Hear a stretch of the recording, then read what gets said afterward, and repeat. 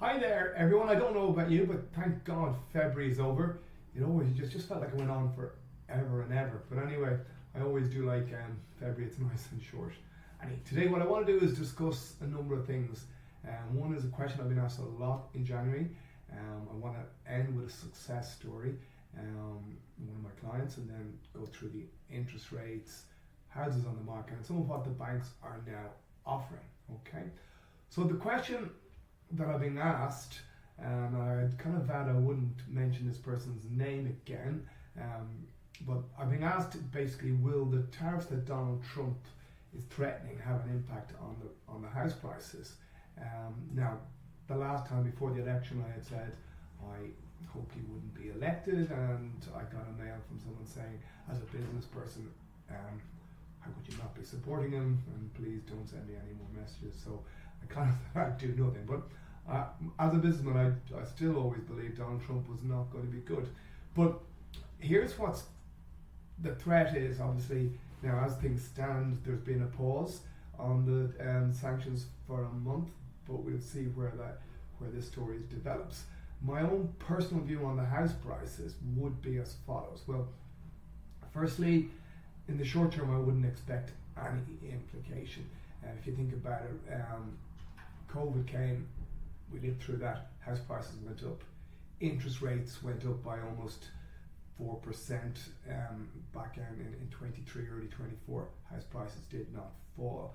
So basically my view on the prices is still fundamentally defined by the supply and demand, and there's a chronic shortage of supply. So will a tariff war affect the imbalance? It might reduce the demand slightly, but I don't see it having any immediate impact. Now, when I say by immediate, my view on it has always been you can't really take a view on the property prices for more than a 2-year period.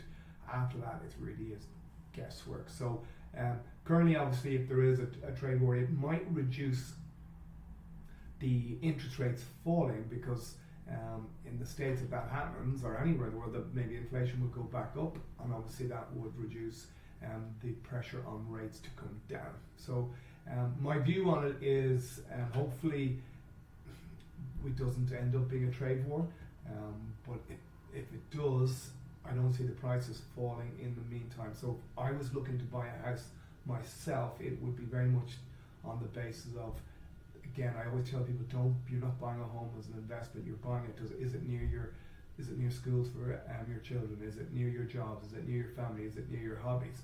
They're the most important things. So you're kind of buying a home for the next 10 to 15 years. If you're comfortable with what your repayments would be, well then I would say to someone, go and buy a home. If you're not comfortable, or you're taking a more short-term view, well, you are bringing more risk into the deal. Okay. So that's just my thoughts on that. So don't worry, I won't go on. I'll try not to mention Trump's name again in the future. On the very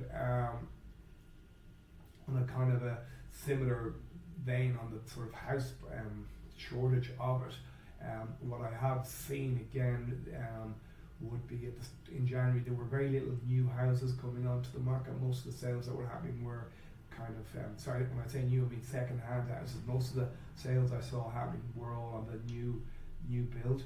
And what I would do is expect, if year on year is something to go by, anyone that woke up in January and said they're going to sell their house, it normally takes 2 to 3 months to actually get it ready to bring it to the market. So you should be looking at seeing more supply in kind of March or April.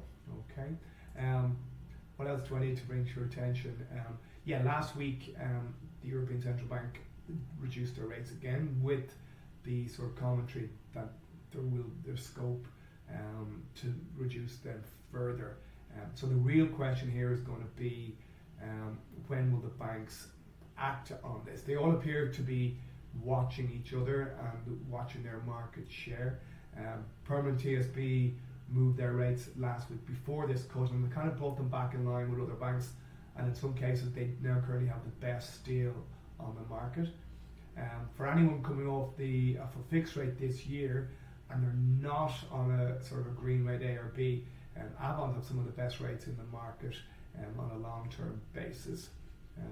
Some other banks that I've noticed, there's a new bank that came out last year, NUA. They're being very lender-friendly. They're prepared to take more variable income into account, overtime bonuses, and in effect are actually lending more money to the people who are. And they do charge a slightly higher rate, so there's no such thing as a free lunch. One other product that has come into the market, again it's a very niche market, but for Dillisgar ICS have brought back into the market bridging finance. It is expensive, however, could basically solve a need if you're trying to find a home without having to sell your home at this point, right? So I know I've talked a lot today, but I do want to finish with an upbeat success story with one of my clients. They were bidding on a home, and this story will kind of reassure you that there are some good people in the world. They were bidding on a home that was very much in their locality, near where their parents lived, where their brothers and sister lived, and they wrote a letter to the seller expressing their interest, that they really wanted to. And basically the seller came back and said if they could match the existing price on that they were being offered, the house was theirs. So the seller wasn't even looking for more money. He was happy to go what was on the table, but to give it to these people. So if there's anything you can, I suppose the lesson to be learned here is, if there's any kind of local connection or kind of contacts that can be used and kind of bringing a personal touch to the purchase of a home, there's certainly value in sharing it. So listen, if you have any questions or would like to book a call with me, there'll be a link to my calendar at the bottom here. Otherwise you can always just send me a mail. I'm here to help. Anyway, thanks for listening. Thank God January is over, and hopefully